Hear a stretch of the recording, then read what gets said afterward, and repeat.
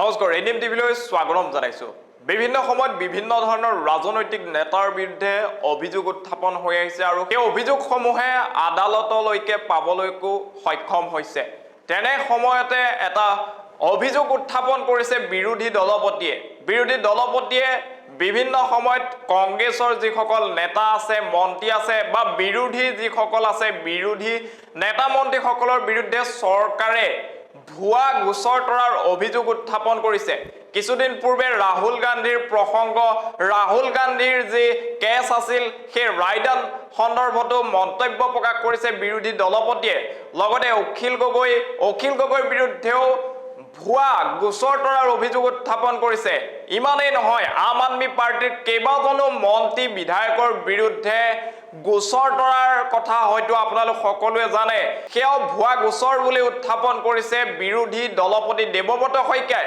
লগতে বিৰোধী দলপতিগৰাকীয়ে উল্লেখ কৰিছে যে CBI, CID, ED আদিক বিজেপি চৰকাৰৰ নেতা মন্ত্ৰীয়ে নিজৰ মত অনুসৰি নিজৰ ইচ্ছা অনুযায়ী ব্যৱহাৰ কৰি আহিছে। এই ভয়ংকৰ অভিযোগ উত্থাপন কৰিছে।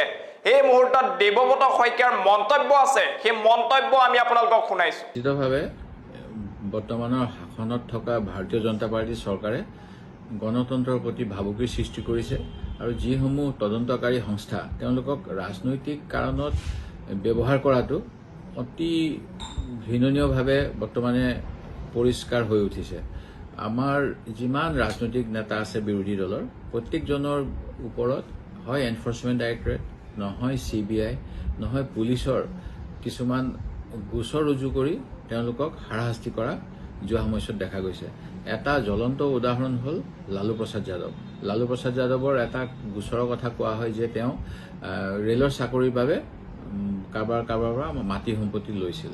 আৰু যদি সেই গোচৰ আজি লালু যাদৱৰ ৰেল মন্ত্ৰী হোৱা কিমান বছৰ হৈ গ'ল, এটা গোচৰ এনেধৰণেৰে টানি থকাটো উচিত নহয়। এয়া মাত্ৰ ৰাজনৈতিকভাৱে বিভিন্ন সময়ত এই গোচৰসমূহ শীতল গৃহৰ পৰা উলিয়াই আনি ভয় আৰু ভাবুকি দেখুৱাই চৰকাৰী পক্ষৰ প্ৰতি সমৰ্থন দিবলৈ যত্ন কৰা হয়।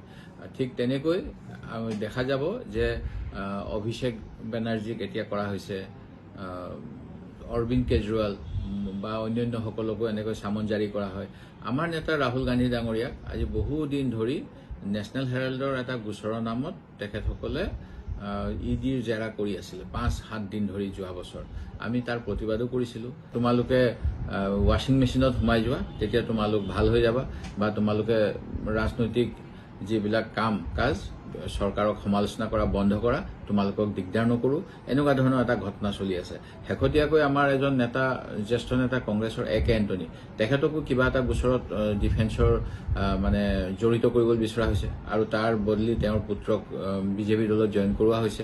এনেধৰণেৰে বৰ্তমান অতি ঘৃণনীয়ভাৱে শাসনাধিষ্ঠ চৰকাৰখনে ৰাজনৈতিকভাৱে ষড়যন্ত্ৰ কৰিবলৈ ED, CBI এইবিলাকক ব্যৱহাৰ কৰি আছে। আৰু যিসকলে তেওঁলোকৰ ওচৰত হেও তেওঁলোককতো আপোনালোকে দেখিছে। মই উদাহৰণ দিলে বহুত দীঘলীয়া হ'ব। তাৰ বিজ্ঞাপন ওলাইছে ইতিমধ্যে। TRS পাৰ্টীয়ে বিজ্ঞাপন দিছে ৱাশ্বিং পাউডাৰ নিৰ্মা বুলি। তাত কাৰ নাম আছে মই নাম ল'ব নিবিচাৰোঁ। তেনেকুৱা বহুত উদাহৰণ আছে। নহয়, অংকিতা দত্তৰ ক্ষেত্ৰত তেখেতৰ প্ৰয়াত পিতৃ অঞ্জন দত্ত ডাঙৰীয়াক কিবা এটা গোচৰত আগতে বিচাৰিছিল, কিন্তু অংকিতা দত্তক সেই সূত্ৰে সাঙুৰি লোৱাটো একেবাৰে অনুচিত। সেই সময়ত তেওঁ না ব্যৱসায়ত আছিলে না ৰাজনীতিত আছিলে। তেওঁ এগৰাকী ছাত্ৰী হিচাপে অধ্যয়ন কৰি আছিলে আৰু সেই গতিকে একমাত্ৰ অঞ্জন দত্তৰ পুত্ৰী হোৱাৰ বাবে এনেধৰণে ৰাজনৈতিকভাৱে বৰ্তমান সক্ৰিয় হৈ থকাৰ বাবে অংকিতা দত্তৰ ওপৰত যি গোচৰ হেঁচা প্ৰয়োগ কৰা হৈছে CBI ফালৰ পৰা, এইটো মই গৰিহণা দিছোঁ। কিন্তু আপোনালোকে জানেই অখিল গগৈৰ ওপৰত কেনেকুৱা NIA গোচৰ চলি আছে আৰু তেনেকুৱাতো বহুত আছে। এতিয়া যিবিলাক ভয় ভাবুকি দিবলৈ বিচাৰি থকা হয়, তাৰ মাজতো আমি গণতন্ত্ৰৰ বাবে ৰাইজৰ বাবে মাতিব লাগিব আৰু আমি ভাবোঁ সেইখিনি আমি কংগ্ৰেছ দলৰ সদস্যসকলে কৰি আছোঁ। নহয়, মই তেনেকৈ মুখ্যমন্ত্ৰীৰ বিৰুদ্ধে মাত নমতা কথাটো মই ঠিক ক'ব পৰা নাই, কিন্তু অসম বিধানসভাৰ যোৱা অধিৱেশনতো আমি এই চৰকাৰৰ কিছু দুৰ্নীতিৰ বিষয়ে সদনত অনুমতি বিচাৰিছিলোঁ। প্ৰসংগ আনিবলৈ কিন্তু অধ্যক্ষ মহোদয়ে আমাক সেই তেখেতৰ সেইটো ডিছক্ৰেশ্যন কি বিষয় আলোচনা কৰিব পাৰে কি বিষয় নোৱাৰে সেইটো দিবলৈ সেই গতিকে তেখেতে আমাক দিয়া নাই তাৰ ফলত আমি সদনত আলোচনা কৰিব পৰা নাই কিন্তু এনেকুৱা নহয় যে আমি কোনো চেষ্টা কৰা নাছিলোঁ ইয়াৰ আগত যেনেকৈ আমি মুখ্যমন্ত্ৰী পৰিয়ালৰ ভূমি কেলেংকাৰী কথাটো আহিছিলে সেইটো সদনত আলোচনা কৰিছিলোঁ ইয়াৰ আগৰ ডিচেম্বৰ মাহত ঠিক তেনেকৈ এই সময়ছোৱাত আমি PWD বিভাগৰ কেলেংকাৰী বা অন্যান্য কেলেংকাৰীৰ কথাও আলোচনা কৰিবলৈ সদনৰ অনুমতি বিচাৰিছিলোঁ এই অনুমতি অৱশ্যে নাপালোঁ কিন্তু আমি বাহিৰত তাৰ বিৰুদ্ধে প্ৰদৰ্শন কৰিছোঁ